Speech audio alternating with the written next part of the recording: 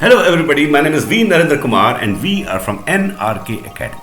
And today we have the next chapter, the 8th chapter of a wonderful, beautifully written book called The Short History of the World by H.G. Wells. And this is the 8th chapter called The Age of Mammals. You've already seen all the preceding ages and you can see and go back to the videos. The opening of the Age of Mammals, the opening of the next great period in the life of the earth, the Cainozoic period, was a period of upheaval and extreme volcanic activity. Of upheaval and extreme volcanic activity. Now it was that the vast masses of the Alps and Himalayas and the mountain backbone of the Rockies and Andes were thrust up, right? And that the rude outlines of our present oceans and continents appeared. See now, the map of the world begins to display a first dim resemblance to the map of today.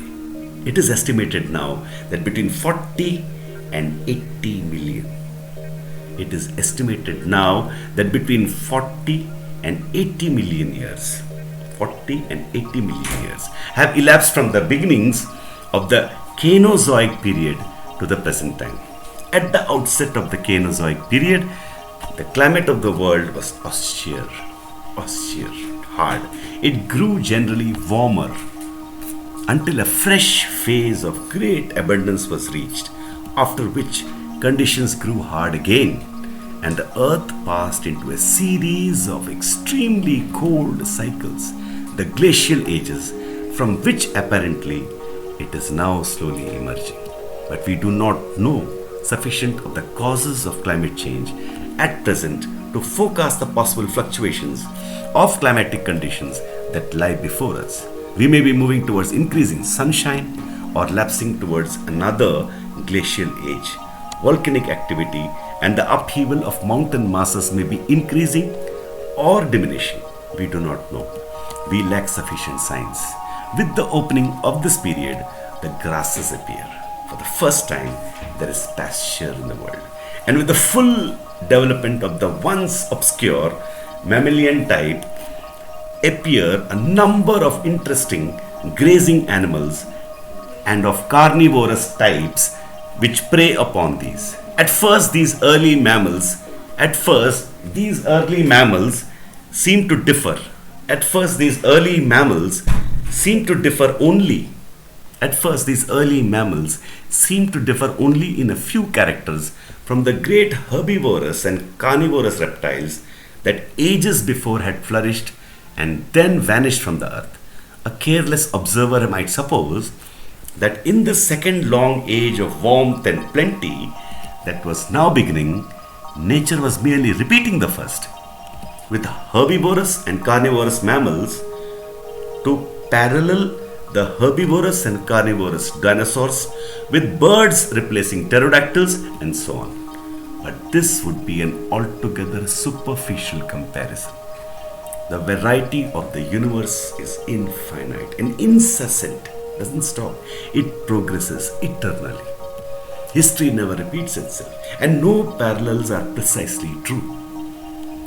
The differences between the life of the Cainozoic and the Mesozoic periods are far profounder than the resemblances. The most fundamental of all these differences lies in the mental life of the two periods.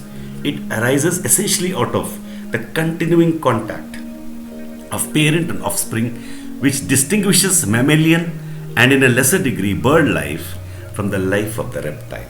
With very few exceptions, the reptile abandons its egg to hatch alone. The young reptile has no knowledge whatever of its parent.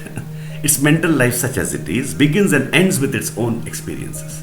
It may tolerate the existence of its fellows, but it has no communication with them. It never imitates, never learns from them, is incapable of concerted action with them. Purposive. Its life is that of an isolated individual, but with the suckling and cherishing of young, which was distinctive of the new mammalian and avian strains, arose the possibility of learning by imitation, of communication, by warning cries and other concerted action of mutual control, and instruction.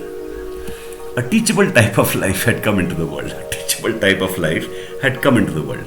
The earliest mammals of the Cainozoic period are but little superior in brain size to the more active carnivores and dinosaurs. But as we read on through the record towards modern times, we find in every tribe and race of the mammalian animals a steady, universal increase in brain capacity. For instance, we find at a comparatively early stage that rhinoceros-like beasts appear.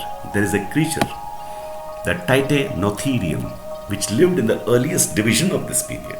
It was probably very like a modern rhinoceros in its habits and needs, but its brain capacity was not 1/10 of that of its living successor.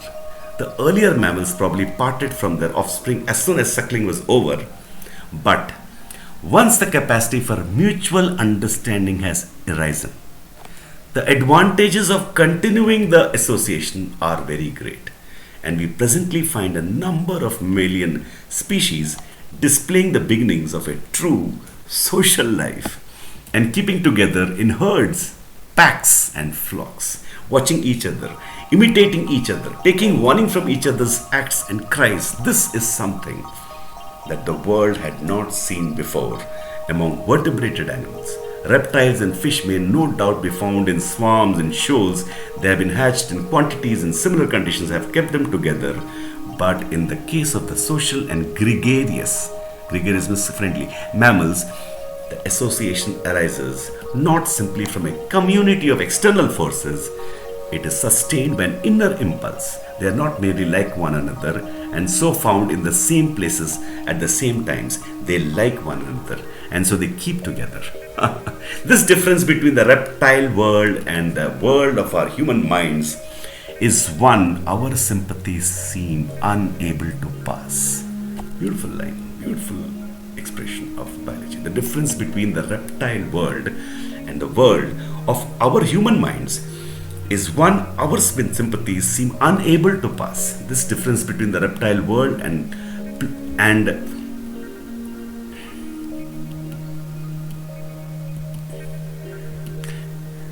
we cannot conceive in ourselves the swift, uncomplicated urgency of a reptile's instinctive motives, its appetites, fears, and hates. We cannot understand them in their simplicity because all our motives are complicated.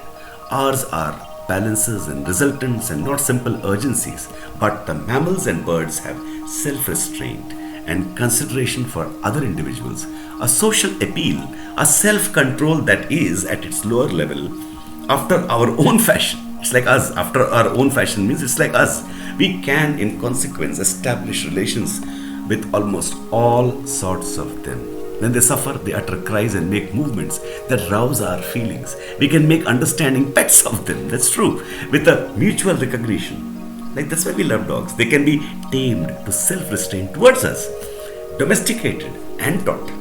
That unusual growth of brain, which is the central fact of Cainozoic times, marks a new communication and interdependence of individuals. It foreshadows the development of human societies, of which we shall soon be telling. That's the history of the world, right? Of us. As the Cainozoic period unfolded, the resemblance of its flora and fauna to the plants and animals that inhabit the world today increased. The big, clumsy Uintatheres and Titanotheres, the Entelodons and Hyracodons, big clumsy brutes like nothing living, disappeared. On the other hand, a series of forms led up by steady degrees from grotesque, ugly and clumsy predecessors to the giraffes. Beautiful. Giraffes, camels, horses, elephants, deer, dogs and lions and tigers of the existing world. These came. The evolution of the horse is particularly legible upon the geological record. We have a fairly complete series of forms from a small tapir-like ancestor in the early Cainozoic, another line of development that has now been pieced together with some precision is that of the llamas and camels. And that completes the 8th chapter of this. We are going towards how man came. This is a part one of the short history of the world. Amazingly literary writing of biology and you could say natural history. And the next video we'll be doing monkeys, apes, and submen. Monkeys, apes, and submen. That will be the ninth chapter, and we'll do that in the next video. Thank you.